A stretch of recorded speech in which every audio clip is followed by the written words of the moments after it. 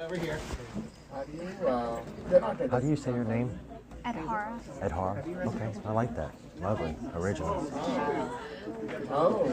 Yeah, I'm Justin, by the way. What's your cousin's name? Hey. Hey. Yeah, I'm about to leave here in about 15 minutes. I gotta take him home. For the world debut. Hey, I'll be back next week, though.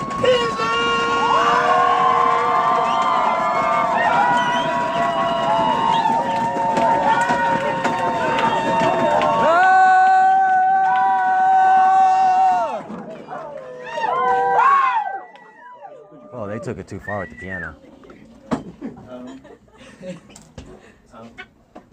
He's scared. This poem is called Grab Me by the Waist from Behind, I'll Punch You in the Face.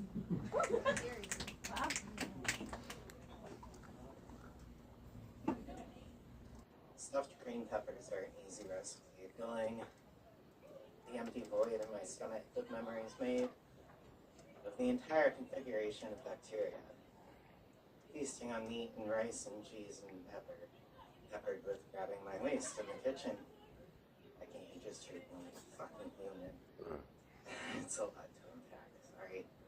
Like the split open ball on the plate, ringing in my head. I want to feed everyone. I want to feed everyone but me. I am not my own gut bacteria. So I say, I must feed the colonies inside for feeding them off fast. I assume I know. Some people like being drugged by those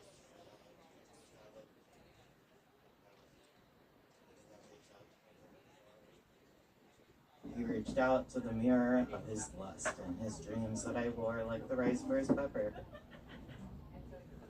Can I make stuffed peppers for you? Can I re-enter into the kitchen? Got his hands on my waist. And I spill out on the plate, on the table, on the floor. It's not been swept yet. It's better to make a mess of a mess, I think. These thoughts are a mess. How is domestic silence, domestic violence? He broke his hand on the table when I expressed feelings.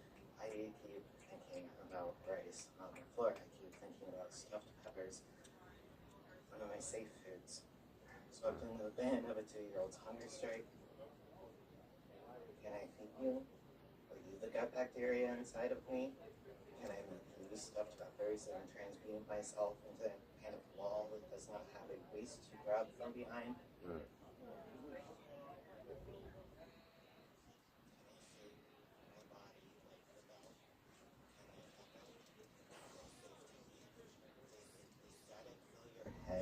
Is the texture mired with reminders of bugs in your mouth and slime on your tongue, and stuffed peppers were safe food for me once? Can I make them for you? Yeah! Yeah!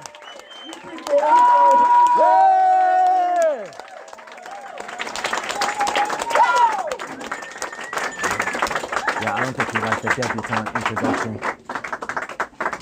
Hazel, thank you for choosing Poetry Cauldron for your debut poetry performance. We appreciate it. Next up on the mic, is there somebody named Courtney in the room? 10 minutes. Hi, Courtney. Are you a debutante? Well, you know, so you have performed before as you left the stage. You can feel free to left the stage. Keep talking. Have you performed poems before? Yes. Okay, well, we are veteran poets, so give a moderate applause to Courtney. Yay!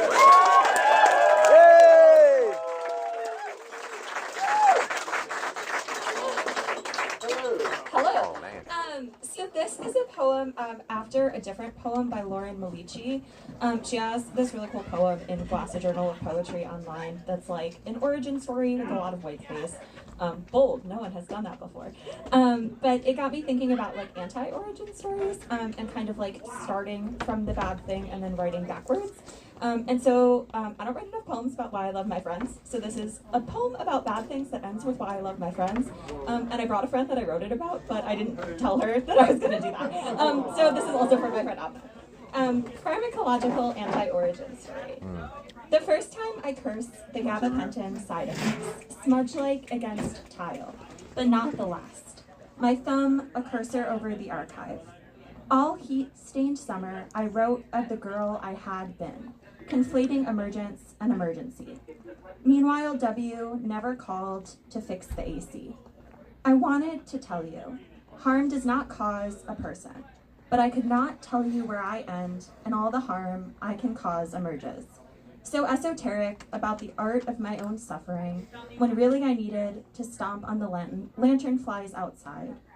Under the wrong lighting and supposedly now the right wiring, the friend I am becoming re-dyes the same color again and again, and my hands never seem pink enough. For 7 months, I drive coastal and don't apologize. Damp flakes of misshapen sand in my torn combat boots. I write mid-March confessionals into my notes app and wish I could offer you more than the passive retrospection of memory. I miss 2018 when you slept every night curled under your bed frame. Even with the latency of decay, a year was still only a year, was only ever a year. Thank you. Keep it going for Courtney! She was very confident. More than me and you To put together. Courtney's friend, I wonder if there was a little bit of, fear or shock. But before the poem began, because once the poem began, it was clear that it was nice, but yeah. 5 minutes. It's probably the last one. Next up on the mic, is there a hunter in the room? Oh, well, rushing the room all the way, rushing the stage all the way from there. I can't really see with the lights. Give it up for hunter.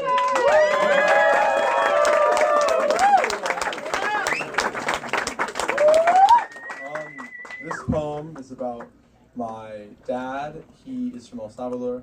He tried to move to the U.S., then he was deported. Now he's in Spain. Moved around, jumped around a lot.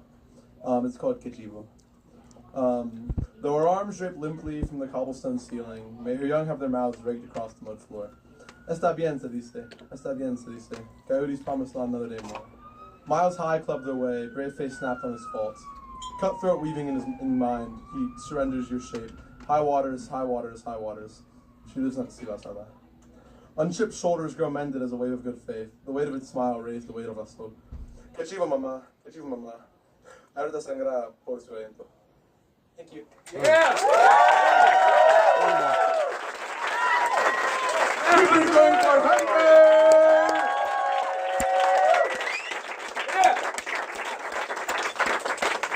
What a powerful bilingual poem, Hunter. Thanks for sharing that. Next up on the mic, this poet has graced this mic before. I hope I'm getting the name pronunciation right. Arshay. Harrison, almost. Almost. Well, at least I remembered your name, unlike Rob, when you were saying I love you, Rob. Harrison. Harrison. All right, well, all the way from the third row, give it up for Harrison.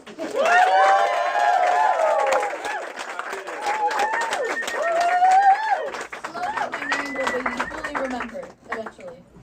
Okay, so I wrote this during Thanksgiving break, so that Saturday, and I was having some sort of a crisis. So kind of semi-pretty new shit. Crisis shit. Semi-pretty new shit. Yeah. Crisis poem. So this is motherhood. How can I bring myself to do that? To craft a glowing star when the threat of destroying it looms over my soul? When my own mind stripped colors from my rainbow year by year, line by line, why do that to a little star? I'm scared. I'm teared apart at the idea that one day, in some way, I could cast shadows of doubt into a bright young light. I try and I cry to untrain and untame my mind, undo the damage, turning my psyche into a landmine. Unlearn the thoughts from a hurt soul hurting me. So let the sounds of my dying sanity be sang by the banshee, but don't let my baby's stability die. and slap me back into reality before I fold my child's emotions like origami, fitting them into a strict mold, suffering in a devastating household, the same way I did, and I still do. Hope I don't repeat the mistakes that from my mother I once knew. Praying to whatever God is up there, I can show my child that I care. Because if they go through what I did by my own hands, send me out to the wastelands, I'll be too scared to have another kid. I want 3, but 3 does not mean 3 servants cleaning the house. 3 does not mean 3 nannies taking care of each other when they're too young. 3 does not mean 3 children bottling up their overflowing emotions. And 3 does not mean 3 adults starting therapy as soon as they enter college. 3 does not mean 3 lives I want to ruin. So I'm sorry if I look uncomfortable when you tell me I look like my mother. Sorry if you tell me that we act the same and I start to shudder. I dread the day my learned toxic habits will spill into a fresh mindset, eating away at it like maggots. So hope by the day I give birth, I am ready to not hurt them. Because into a life of rebuilding a broken heart, my child, I don't want to condemn.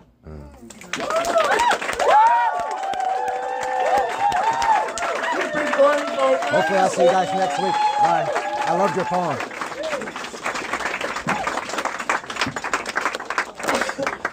Next up on the mic, a new regular, John. See you, Zach. Love you. See you next week. Oh, thank you. Appreciate it. Yep, I'll be back next week. Something different.